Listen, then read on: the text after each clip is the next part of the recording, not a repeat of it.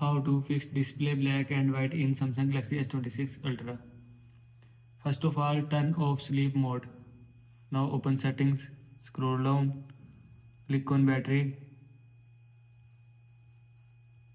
click on background usage limit.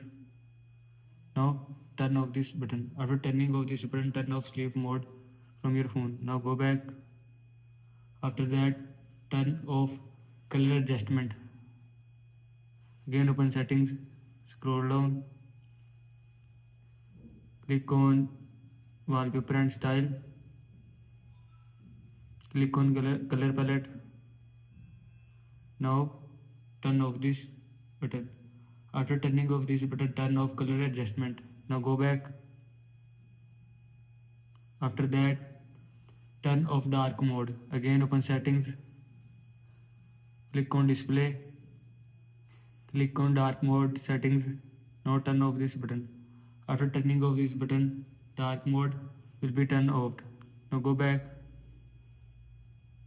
After that, reset all settings. Again open settings, scroll down, click on general management, click on reset all settings, click on reset settings.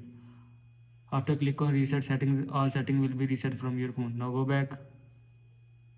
After that, factory reset.